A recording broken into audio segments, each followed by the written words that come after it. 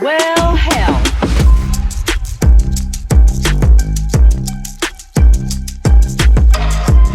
Welcome back to Tech Travel and Twang. Well, hey there. Welcome back to Tech Travel and Twang. I'm your host, Jen Barbie, and my co-host, Kristen Cruz, is with me this morning. Hello, Kristen. Good morning, Jen Barbie. I'm so excited about today's episode. I'm And with super excited. yeah, without further ado, our special guest today is Rachel Covello from OutCoast.com publisher. Hey, Rachel, how are you? Hi, ladies. How are you? Good morning. Good Good morning. morning.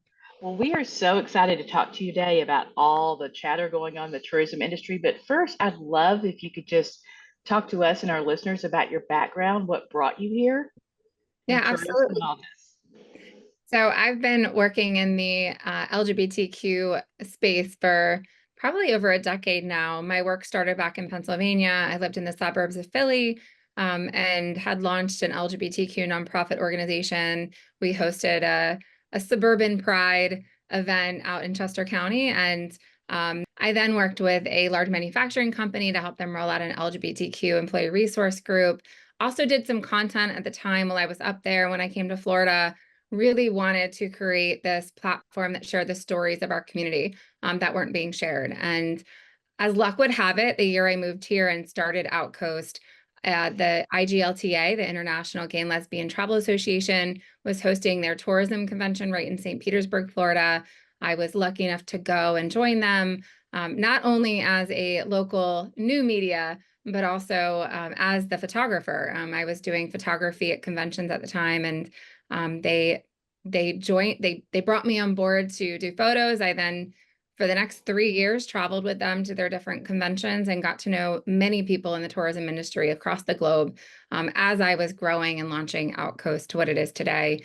I don't do convention photography anymore. I don't have the time to do it. Gotcha. And my time is really now spent amplifying the inclusive stories of destinations, not just in Florida anymore, but across the country.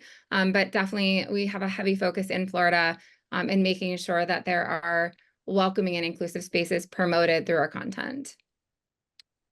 I love that. That's such a unique and different entry into the industry. Doing all of that travel and taking the photos for conventions and things like that. That's a unique one. It's really interesting. It was a very organic journey. My work Yeah. originally, my background's more corporate sales, and I had gone on a little sidetrack career path after losing a ton of weight. I actually went back to school, have a degree in nutrition, and was not finding my space in that. Like I think in a way I did that for me and my own health and well-being. And so I was looking for more, and Mhm. really I found myself in a very like miserable place one day and sat down and it sounds cheesy, but I wrote the word happiness list at the top of my piece of paper and wrote down things that I love to do, and really just started one by one doing things on that list. And that it just became an extremely organic journey that led me to do what I'm doing today. And I find so much purpose in what I do, and I have so much passion around what I do that I'm beyond grateful that the universe led me in this direction, to really both support our community, but also help work with destinations and tourism leaders to educate them on how to do better to welcome our Mhm. travelers. I love that. And I don't find that cheesy at all. I think that's why we end up talking in bumper stickers is because it does Yes. simplify our emotions to get us concentrated. So I love the Yeah. happiness list. And I'm so glad that happiness list brought you to us to talk about the issues Yes. today and what Yeah. happened a couple of weeks ago in Florida. I know that must have kind of thrown you for a little bit of I mean, I knew you knew it was coming, but can you give us a little context to our listeners about what happened in Florida? Yeah, so a little background on my work with Florida. When we started Outcoast, we were, like I said, Tampa focused. We were sharing stories of the LGBT community. And then after meeting a lot of people through IGLTA, we pivoted more to tourism focused. And our focus really was kind of Crystal River down to Naples, really that Tampa Bay region, larger region. But there was always a dream to do statewide. And so when COVID happened, although it sounds like it would make no sense to expand from a tourism perspective, for us, it was a perfect time to expand. And we wound up launching our statewide platform. Pride events were canceled around the state. I had extra time on my hands because this happened right before, like right around that May, June time, and went statewide. So when we were doing that, we reached out to destinations. At that time, we were not working with DMOs. And so we reached out to destinations across the state who would normally advertise outside of Florida to get travelers to Florida. And we're now looking at road trip opportunities. So during this time when we launched, and it was just a very good time for us to do so, we started reaching out to Visit Florida to see what opportunities there were there as well. And I had a dear friend at the time that was working with Visit Florida and was very passionate about supporting the work that we were doing. And so we joined as a member of Visit Florida. We then worked with their content team around 2021 to start highlighting some of the road trip content that we had started creating, both in video and editorial format, that they were sharing from their site to our site. They also had their own landing page with other content on it from other influencers that they had both worked with to create content for them, as well as links that they were just linking out to some of those partner sites. So I knew that the landing page was there. I had worked with them on it to a certain degree. We were just establishing that relationship. I would say around 2022, we kind of saw this shift. Partly, I went through my own battle with COVID in 2021, which kind of put some of my things a little on hold.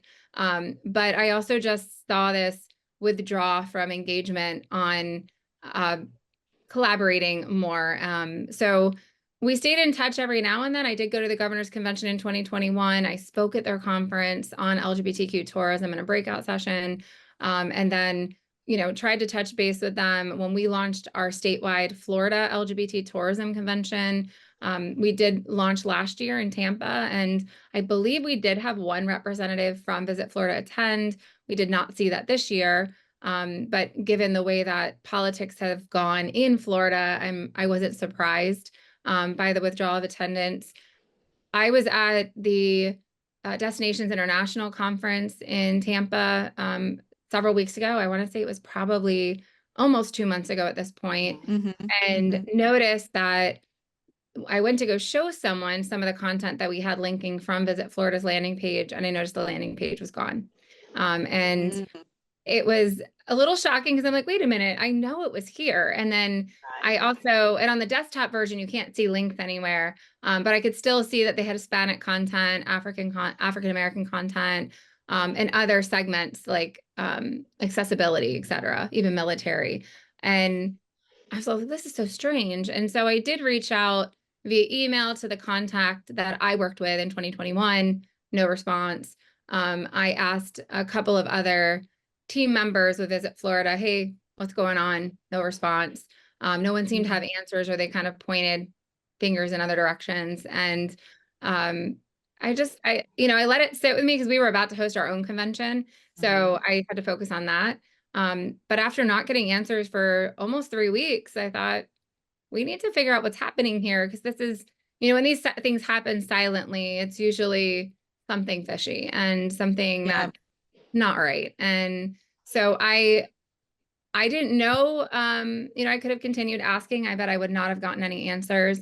So I reached out to a colleague of mine that I had met at the National Gay and Lesbian Journalists Association many years ago through NBC, and said, hey, do you want to help me do some digging? And that's where this whole story broke. I was actually honestly surprised how quickly they took the story and ran with it. And then the stories that have followed have really kind of blown my mind. I mean, I've lost track of how many articles are out there now on this topic. Yes. And then I figured it would have some type of ripple. I mean, the original goal was to get tourism leaders and destinations to hold Visit Florida accountable for this content missing. I am not pro boycott. I am not pro travel advisory. I think it's important to advise people on, if they're moving here, on the laws and healthcare and everything that they might be challenged with when they live here.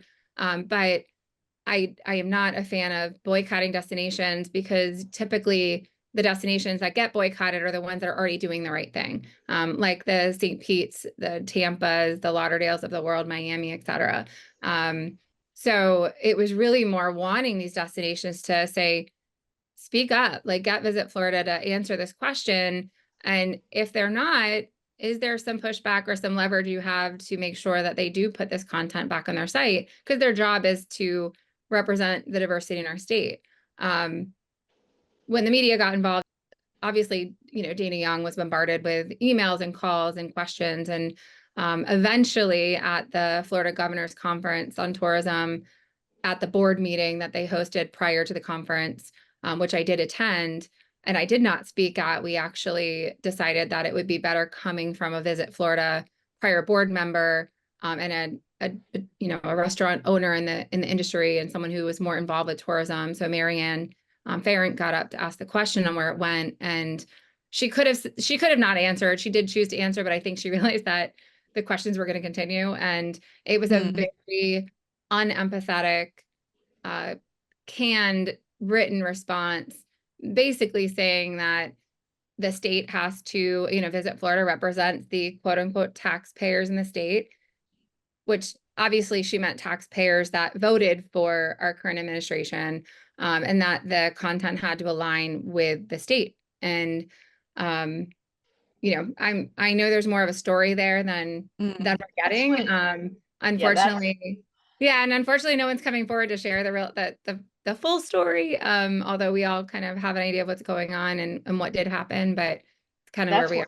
That's when I heard about it, is when, it came up with the news and what her statement was. And all I heard was not it, and I've heard not it so many times over the decades we've been involved with destinations, and it just shouldn't be a political decision at all. Well, and even if you think about it, I mean, I have many Republican friends in my life. I'm not one of those that blocks relationships or friendships with people who don't see eye to eye with me. I like to have conversation. I like to have intellectual debate and dive deeper into where we all come from. We both have different background. We all have different backgrounds that bring us to the beliefs and the way we vote. I mean, but even my Republican friends have said, well, business sense wise, that just doesn't make sense. I mean, if you know that this is a high income demographic, we know that segmentation marketing has worked for years. We have different needs and events that we go to when I'm looking for safe spaces, especially if I'm doing solo travel. I love hanging out with lesbian friends in different destinations. I know I have a safe space in those spaces. I love going to Women Fest in Key West or some of these, and I'm not always a big pride party person myself, but definitely like to know that they host them in these destinations. And so to not have any of this type of content on a statewide platform, it really not only does a disservice to our own community, but more importantly, it does a huge disservice and hurts the revenue of destinations that rely on this type of traffic. You look at St. Pete Pride alone pulls in $66 million in tourism revenues. Miami Beach Pride has done studies where when travelers go to these events, they don't just stop spending money at the event. Many of them don't have kids, so they continue the party on afterward and spend money at restaurants, and they experience culture and go shopping and have a little bit more income to do that. So it really hurts the destinations that are supposed to be represented. That is so true. Yeah. And for destinations like Miami, you mentioned, for instance, I mean, Miami was a client of ours, well, in a previous agency role back in the early 2000s. And we were working at that time on a gay travel focused, LGBTQ plus focused microsite, like a boutique microsite specifically for early 2000s. So the fact that destinations who've been working down this effort, this initiative for so many years are being affected and being kind of pulled into the conversation and the discussion statewide, that's, like you said before, I feel like that this is where the conversation's now moving, right? What are the destinations within the state who are taking initiative and continuing that journey and pushing the state forward when the state collectively isn't doing that part? And I think there's different ways that destinations are approaching this. You have some destinations like the Fort Lauderdales, the Visit Lauderdales of the world, that like Stacey Ritter, who loudly speaks up and pushes back and does so in a proud allyship way. And she should be commended for that. And then I also think there's other destinations that say, okay, we don't want to be as loud and vocal politically about this, but we are going to amplify our inclusion efforts. And we're going to make sure that travelers know that we're inclusive. So we might not just do it in June anymore. We might do it more strategically throughout the year. And this is what you're starting to find with the states that are saying, hey, what Visit Florida did was not the right thing, that we're going to be loud and proud now. You know, we go into October, it's not Pride Month, but it is LGBTQ History Month. It is National Coming Out Day, takes place in October. And so you're seeing states like Illinois and Connecticut, and even the governor of Colorado, speak up now, which it's good to speak up in months that aren't And a lot of branded those LGBTQ. And a lot of those destinations really rely on, we're coming up on not just those pieces of it, but shoulder season where kids are back at school. So it's always double income, no kids. It's always dinks. And, you know, the best double income, no kids segment that spends more, that's more respectful of the destination is the LGBTQIA plus.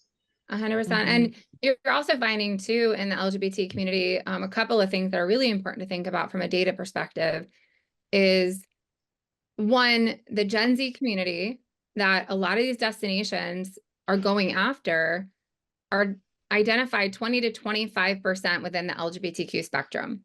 They don't look at the world as binary anymore. They don't look at the world as black and white. They look at the world as a fluid spectrum.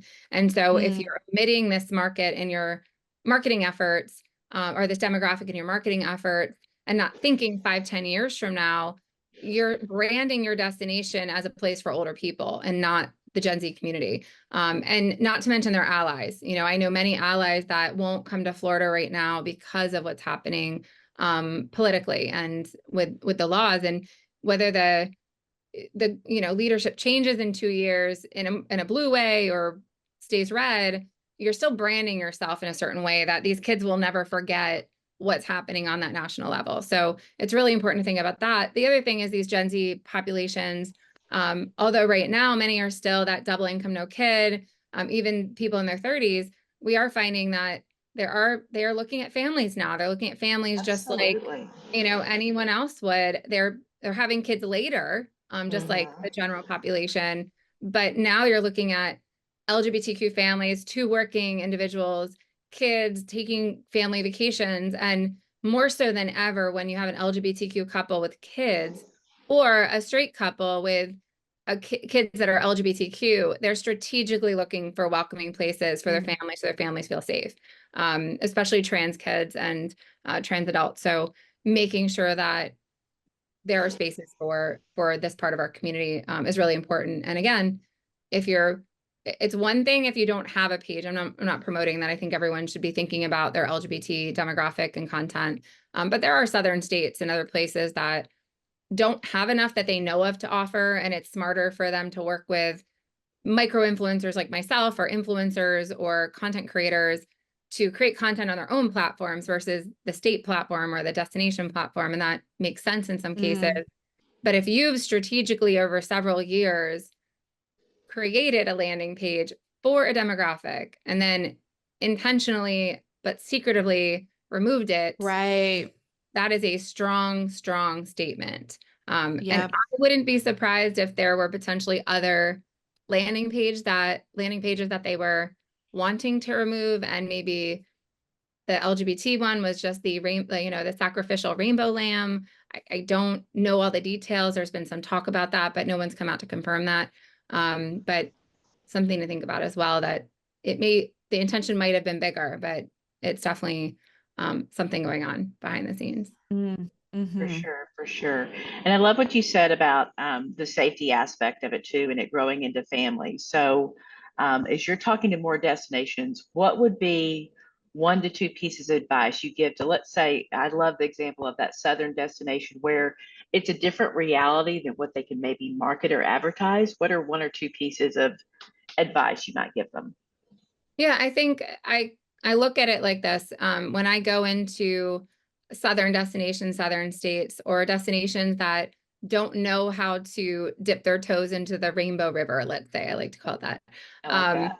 Then I probably would look for, another saying I use a lot that I really like is looking for the rainbow gems in a sea of red. So are there little inclusive spaces and places that you can highlight whether it's through your online site or not, it's more important that you actually just get content out there on those businesses.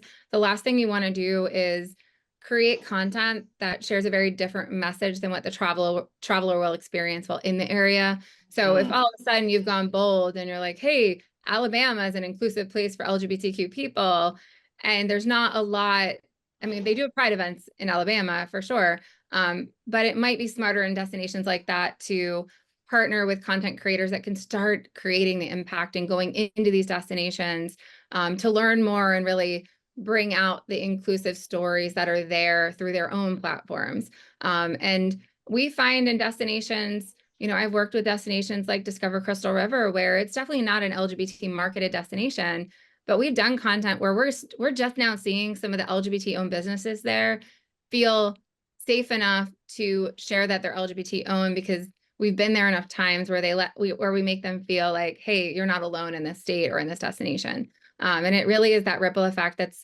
exactly what happened when I had my Pride event out in Phoenixville, Pennsylvania. I mean, it was already somewhat inclusive, but we now have a rainbow crosswalk there. We've got rainbow stickers in every window. And this is 10 years later. So the things that you do now really create that ripple effect for a long term. And that definitely can happen in southern states.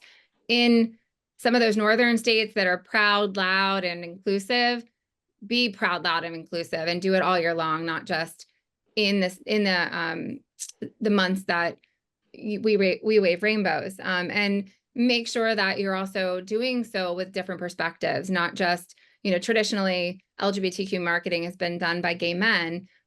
You know, make sure that you're including trans voices and perspectives, women. You know, I represent one demographic within our broader LGBTQ spectrum. You know, I am a cisgender female. I am definitely a little bit more on the feminine side of the lesbian spectrum. I'm 44. I publicly identify, you know, I'm a little bit more on that queer spectrum because I identify as both within the lesbian and bisexual communities, but I'm one demographic. So when we create content with partners, when it's not my own channel under like Rachel Covello, when I'm working with partners, through OutCoast, we bring in diverse people in the content with me. So I'm not always traveling solo. I'm bringing friends out who might be Black or older or younger, trans, to make sure that I get their perspectives too. So again, southern states, to summarize, southern states, look for what you can highlight and do it with those influencers and content creators that can help pull that out, or share the local stories. Those are so powerful. And then with the inclusive destinations, go loud and proud all year long, and do so strategically. Great advice. Yeah. And I'm actually here in Texas, and Jen's in Arizona, but from a Texas perspective, just kind of going through the list of states that are including information and are, you know, kind of out there and being a bit more inclusive in their marketing efforts. It was really surprising to see that we didn't have as a state holistically a lot of that information out there. So I think this also gets these states who haven't really put the time and effort and thought into collectively as a state what they're doing. The wheels are turning now, I think. The conversation has really sparked some ideas and some thoughts and okay, we've got to take some initiative. So I think it's amazing for those states. Yeah, and one of the things we've been doing on OutCoast as we've been launching nationally is we've been creating these statewide pride guides. So we've done pride guides for, you know, North Carolina, Georgia, some of these states, some that are very inclusive and some that might not have that same reputation. And that is one of the things that really sparked some conversation with Illinois. I don't want to go into details yet on some of the ideas that Illinois has, or that we've had conversations with them on. But I think one of the things that did come up that I don't think they would shy away from sharing is Illinois in general is, you know, it's another state that's interesting. It has a lot of inclusive destinations. Chicago is definitely one of the gayest, most inclusive places to visit. But sometimes the states don't realize how many events they have in different small towns throughout their state. And really trying to dive deeper into some of these other destinations is really important, because I'm not a city girl. Like, I will go to cities. I grew up near cities, but I always grew up in the suburbs close to country. And that's where I feel most comfortable. So if you're only highlighting a big destination like a Chicago or a New York City or a Philly, I'm probably not going to care as much about your content. If you're showing me that small town, I like to call it small town US gay. If you're showing me that there's a small town US gay destination that has a little mom and pop shop or mom and mom shop that, you know, is LGBTQ owned, I'm probably going there. I'm probably going to go check out those spaces. I love small town parades. I like them over big city parades. So if I know that, you know, this small town has a parade, I mean, I've been to like Christmas parade in Chokoloskee, Florida, which is like south of Naples and Marco Island. It was so small, they had to circle twice. Like that, love those small town experiences. And so to be able to find pride events or events like even in Amelia Island, they have a shrimp festival. Well, the Fernandino Pride group up there actually marches in the shrimp festival, and I got to do that with them. So, and it's a very different experience than a big corporate branded parade. So I think it's really important that destinations think outside of their big cities for inclusion, that they think about where are the small towns that also have inclusive events, and how can we amplify those stories so that those of us who are not looking for city life, or maybe some of those that can't afford a city life living and need to look at country or suburbia, have opportunity to do that and know that's safe. That's so smart. Yeah. And really accommodations too, you know, that's something destinations need to be thinking about is, you know, marking the accommodations that feel safe and friendly, especially with short-term rentals having that rise. Yep. You know, you can end up in a neighborhood that you're not exactly aware of. So that to me is another opportunity for communication. Short-term rentals are huge in our community. And mostly because it provides the privacy that we don't necessarily have at a hotel. So we don't, and you find this a lot, very much trending in the gay male community, where they like that, you know, many like to travel to hotels and have no issue, but there are some that they don't want to be looked at in certain destinations. They don't want to feel like they have to look over their shoulder. And so being in a vacation rental property, short term, where they're, you know, in a neighborhood and it's not like a big crowded hotel, sometimes feels a little safer, especially if they're traveling with a group of friends and they want to look for that house with a pool that they can just be themselves and not worry about sharing those pool spaces with families or others that might judge who they are. It's definitely a growing industry. And that's why you have platforms like Fab Stays or Mr. B&B or some of those platforms really taking off, is because we're looking for some of those inclusive Airbnb spaces.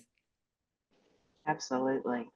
Those are great tips. So now I'm so glad we talked from the beginning that the universe brought you kind of on this different trail to tourism, but we're so glad you're here. And through this work, are you now consulting directly with destinations? Like, how can they find you if they're like, help, Rachel, we don't know if we're ready for this, but we need to have a conversation? Yeah. So I work in a few different ways. One, as mentioned, I consider myself a micro influencer. So kind of the micro influencer that under 100,000 followers. I have various platforms, not just Instagram. So I have a lot of reach on Facebook, especially personally, and LinkedIn, of course. And we're there. LGBTQ people with money and traveling are on those platforms still.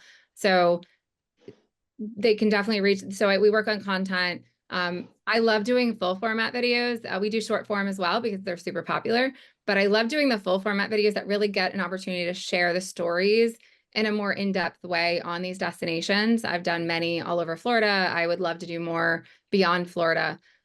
We also can partner with destinations that want to put content on their channels, but they're not ready fully to go full blast with like a landing page or a lot of content. So what we'll do in those cases is we'll create content for our own channel and then do a little bit for theirs that kind of fits the narrative that they want on their platform. In other cases, we can definitely consult with destinations, tourism leaders, hoteliers on attractions, on both doing training for staff, for, you know, the marketing teams. And I think it's important to emphasize that it's great to have training on the marketing level, but if everybody within that business is not trained, then it falls flat, because you can market something as inclusive, but then they get to the front desk and it's not the same experience as what's being marketed. So I think training in general in tourism, we can definitely do trainings, and then we can work with states on, or regions on, building out LGBTQ landing pages and what that content should look like, and really kind of doing an analysis on what their destination offers, even getting in there and traveling to their destinations to experience it for ourselves and say, okay, here's what I think is really special about your destination that you can highlight to our travelers. to do it in a very authentic and natural way versus just, hey, we've got rainbows, come to our destination. So if people want to reach out, you can definitely find, if you Google Rachel Covello, I know you can find me. I'm the only Rachel Covello apparently I've ever found on Google. So I'm easy to find, but you can email me at Rachel@OutCoast. Make sure it's coast, COAST.com. And then if you go to outcoastconsulting.com, that's also a great way just to get a little bit more information about what we do. And then of course, outcoast.com is our content platform. So if you want to see examples of what we've done, that's the best place for that information. Wonderful. In our description down below, we'll make sure to have all the ways to contact. There are plenty. There are plenty. Message me on Instagram, Facebook. I will respond. Well, thank you so much. I appreciate the education for us and for our audience today. I know we got a little hot under the collar about the whole thing, so we wanted to have an opportunity to have an authentic conversation. No, I appreciate it. Thank you so much for amplifying the voices of our community, because that's the best thing anyone can do is amplify the voices. Agreed. And let us be heard and seen in both marketing as well as these discussions. Our pleasure, Rachel. Thank you so much. See you guys Thanks, next time. Rachel. Thanks.